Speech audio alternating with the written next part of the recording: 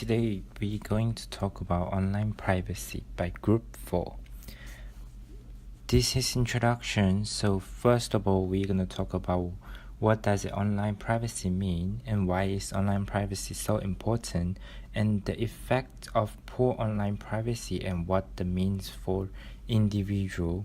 What can people do ensure they stay more private online? In conclusion, what is privacy? Privacy enhances how does people protect themselves by temporarily restricting other access to themselves. Therefore, online privacy refers to the self-protection of individual, group, and organization, and they restrict their own private access on the internet.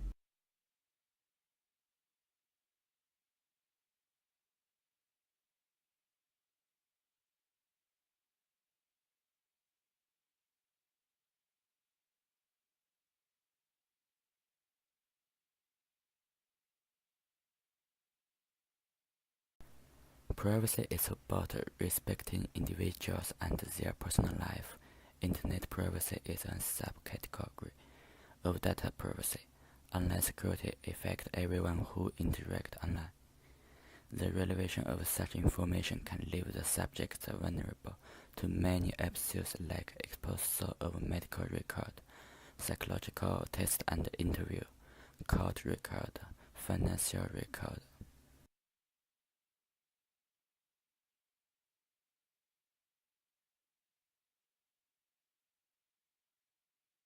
Online privacy has become a subject of increasing concern. Everyone has a smartphone and you use smartphone to download apps such as eBay. But do you notice that when you download an app, you want to access your big personal information such as your location, name, address, credit card number, etc.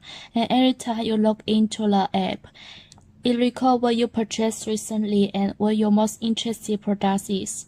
If you have the same position, definitely means your behavior has been tracked. E-commerce requires a credit card number to make a purchase. You may not care about associating your credit card number with the app. Hacker can know what you think and steal your credit card numbers from the e-commerce app and make a purchase under your name. You may not recognize that your banking account detail has been stolen and financial problems are waiting for you. When an individual does not do a sufficient job in securing their online privacy, they ultimately open themselves up to a number of different consequences should their information become compromised.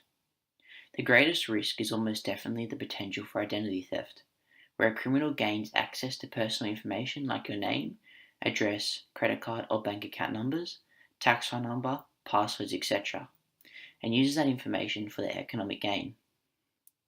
When identity theft occurs, there is a chance that the victim suffers an impact to their mental and social health that becomes long-lasting. Financial strain is a major consideration as there are associated costs with fixing the breach and also potentially legal fees that may be applicable to certain special cases. Emotional stress is also a negative impact of maintaining poor online privacy. Identity theft is often a faceless crime that can trigger a host of emotional reactions. The first feeling that victims may experience is anger, but after the initial shock, other challenging and long-term emotions may come into play. For example, someone who steals your identity can commit crimes in your name, which can directly harm your reputation and be stressful to fix. If you're applying for a job and a criminal record pops up in your background check, it may affect not only your employment but also your feelings of self-worth. Not only that, criminal identity theft could lead to your arrest before you're able to clear up the confusion. As a result, it is very important to protect yourself online and ensure that every individual understands the dangers. It is easy to have the "it won't happen to me" mindset, although when it does, it can have these long-lasting effects.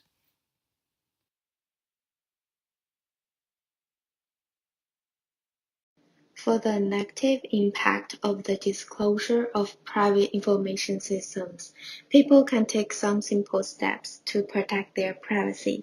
1. Use a strong password. Don't use the same password on multiple sites, as it will make it easier for all accounts to be compromised. 2. Make sure your computer has antivirus software and firewall installed. and keep all software up to date. If the computer is infected with a virus, the hacker can not only steal information about you, but also lock your files and commit crimes.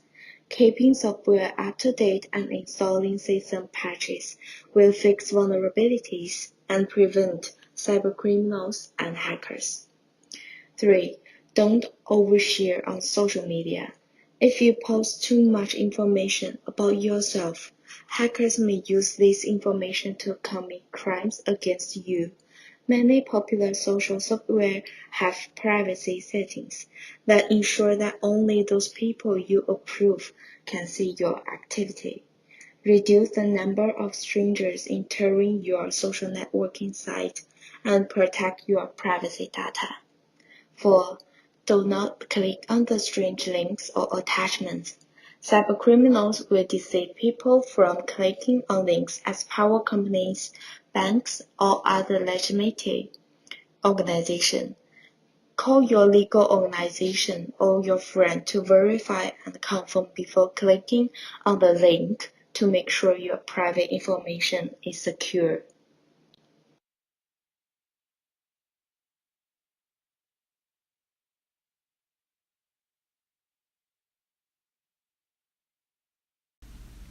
In conclusion, today we talk about what does online privacy refer to and why is online privacy so important.